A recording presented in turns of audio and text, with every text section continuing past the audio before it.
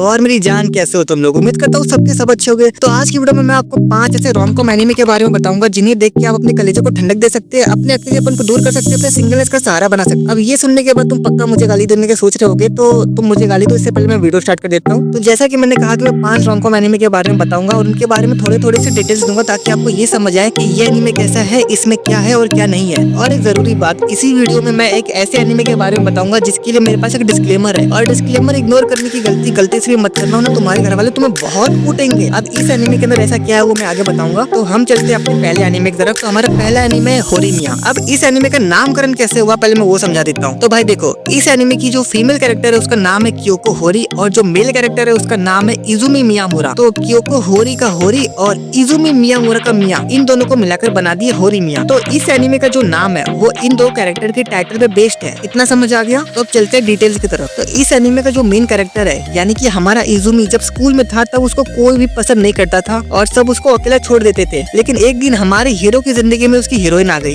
यानी कि क्योको आ गई। और क्योको के आने के बाद इजुमी काफी खुश रहने लगा, वो दुनिया को एक अलग नजरिए से देखने लगा। तो इस एनीमे के अंदर यही दिखाया गया है कि अगर आपकी लाइफ में कोई अच्छा दोस्त या फिर कोई लॉयल पार्टनर है तो आपकी लाइफ कितनी अच्छी हो सकती है। कहने को तो ये एक रोम-कॉम एनीमे है, लेकिन इसके अंदर 80% कॉमेडी और 20% रोमांस है, लेकिन वो 20% रोमांस भी बहुत अच्छा है। और लकीली इस एनीमे के 2 सीजन है और दोनों सीजन हिंदी में डब्ड हो चुके हैं, और आप किसी भी ऑनलाइन प्लेटफॉर्म पे ये एनीमे देख सकते हैं। मेरे हिसाब से और मेरे ओपिनियन से ये एनीमे बहुत अच्छा है, तो एक बार जरूर से देखना। अब हम चलते हैं अपने दूसरे एनीमे की तरफ, और हमारा दूसरा एनीमे है हमारी रशियन। वो वाली रशियन है, दूसरी वाली रशियन, यानी कि हमारी रशियन गर्ल आलिया। अब इतना सुनने के बाद बहुत लोगों को समझ आ गया होगा। अब जिनको समझ नहीं आया तो दिमाग खोटी मत करो, मैं समझा देता हूँ। यानी कि Alia sometimes hide her feelings in Russian. अब इस एनीमे का नामकरण कैसे हुआ पहले मैं वो समझा देता हूँ। तो भाई देखो, इस एनीमे का जो मेन कैरेक्टर है उसका नाम है कुजे मासाचिका, और जो फीमेल कैरेक्टर है उसका नाम है अलीसा मिखाइलोवना कुजो। अब जिनको एक बारे में समझ नहीं आया तो वो पीछे जाके वापस सुन लेना, मैं बार बार नहीं बोल सकता। समझो यार, मैं खुद बड़ी मुश्किल से एक बार बोल पाया हूँ। और अलीसा को स्कूल में सब आलिया बुलाते हैं, तो हम भी आलिया बुलाएंगे। और एक जरूरी बात, आलिया की एक बहन है जिसका नाम है मरियम मिखाइलोवना कुजो, शॉर्ट फॉर्म में माशा। तो इसको याद रखना, इस एनीमे के अंदर इसका काफी बड़ा रोल है। तो जो हमारा कुजे है ना, जो इस एनीमे का मेन कैरेक्टर है, वो जापानीज है, यानी कि जापान का रहने वाला है। और जो हमारी आलिया है वो रशिया की है, वो रशिया से जापान शिफ्ट हुई है अपनी फैमिली के साथ।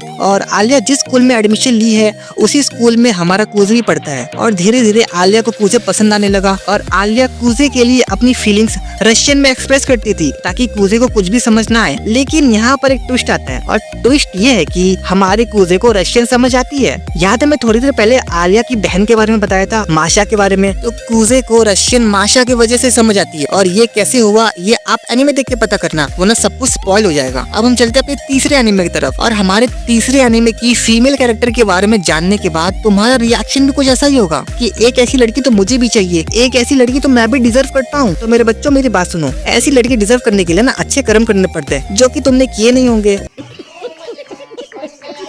इसलिए मैं तुम्हें एक मौका दे रहा हूँ अच्छे कर्म करने का। फट से वीडियो को लाइक करो, चैनल को सब्सक्राइब करो और एक प्यारा सा कमेंट करो, ताकि तुम भी एक अच्छा कर्म करो। और फिर भगवान से दुआ करूंगा कि तुम्हें भी एक ऐसी लड़की मिले। और मेरे भाई यकीन मानो, तुम्हारे लिए लड़की घर की छत तोड़ते हुए आएगी। हाँ बिल्कुल ऐसे ही। तो इस एनीमे का नाम है the angel next door spoil me rotten. अब इस एनीमे का नामकरण कैसे हुआ पहले मैं वो समझा देता हूँ। तो भाई देखो, इस एनीमे की जो फीमेल कैरेक्टर है उसका नाम है माहिरू शिना, और जो मेल कैरेक्टर है उसका नाम है अमाने फुजिमिया। और माहिरू को सब स्कूल में एंजल के नाम से बुलाते हैं। तो जो हमारी एंजल है वो अमाने के घर के बगल में रहती है, यानी कि अमाने की पड़ोसी है। इसलिए एनीमे के नाम में आ गया the angel next door spoil me rotten. अब ये स्पॉइल मी रोटेन का क्या सीन है वो समझा देता हूँ। तो जब हमारे अमाने और माहिरू एक दूसरे से मिले तो उन दोनों के अंदर एक दूसरे के लिए फीलिंग्स डेवलप होने लगी, और धीरे धीरे हमारी माहिरू अमाने का बहुत केयर करने लगी, जिसकी वजह से अमाने बिगड़ने लगा, यानी कि अमाने स्पॉइल होने लगा। इसलिए इस एनीमे का नाम पड़ गया the angel next door spoil me rotten. अब नामकरण हो गया तो कामकरण की तरफ चलते हैं, मतलब डिटेल्स की तरफ चलते हैं। तो भाई देखो,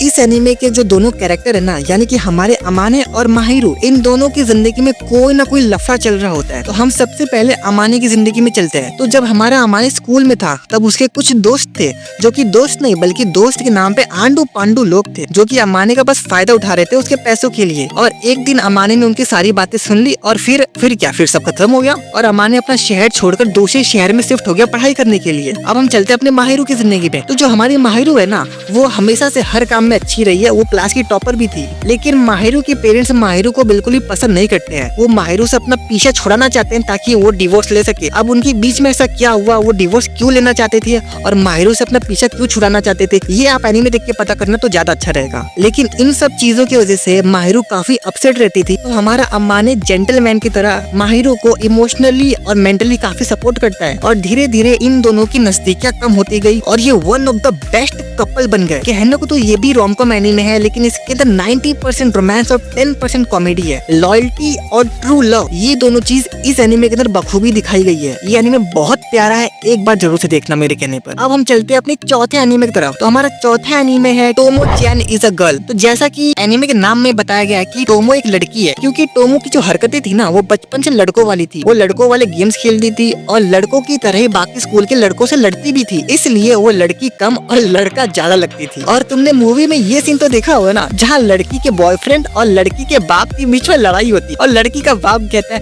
अगर तुझे मेरी बेटी का हाथ चाहिए तो मुझे लड़ाई में हरा के दिखा। और मेरे भाई यकीन मानो, इस एनीमे के अंदर सेम सीन है, यानी कि टोमो के बॉयफ्रेंड और टोमो के डैड के बीच में लड़ाई होती है। वो भी ऐसी वैसी लड़ाई नहीं, कराटे का मुकाबला भाई, कराटे कर रहे लौंडे। और अगर टोमो का बॉयफ्रेंड जीत गया तो ही वो टोमो को डेट कर सकता है। और ये लड़ाई देखने में भाई मेरे को तो बहुत मजा आया था। आप भी देखो और आप कमेंट करके बताना आपको कितना मजा आया। इस एनीमे के बारे में मैं ज्यादा कुछ नहीं बताऊंगा। अब हम चलते हैं अपने पांचवें एनीमे की तरफ, जिसके बारे में स्टार्टिंग में बता रहा था कि मेरे पास इसके लिए एक डिस्क्लेमर है, तो मैं पहले डिस्क्लेमर बता देता हूँ। तो भाई देखो, डिस्क्लेमर ये है ना कि इस एनीमे को तुम अपने घर वालों के सामने देखने की गलती से भी मत करना, वरना पता चला तुम पेप्सी पी के सेक्सी एनीमे देख रहे हो और पीछे से तुम्हारे घर वाले आके तुम्हें सूतना चालू कर देंगे, क्योंकि ये एनीमे थोड़ा सा वल्गर है यार। थोड़ा कहना गलत होगा, ये एनीमे काफी वल्गर है। इस एनीमे को देखकर मैं इतनी जोर से हंसा ना कि मेरे घर वाले मुझे पागल कहने लगे। तो मैंने भी कह दिया हाँ हूँ मैं पागल। अगर किसी चीज को देख के तुम्हें खुशी मिलती है और उस चीज को पागलपन का नाम दिया जाता है तो हाँ हूँ मैं पागल। और इतना सुनने के बाद मेरे घर वालों ने जो मुझे कूटा है ना भाई, इतना कूटा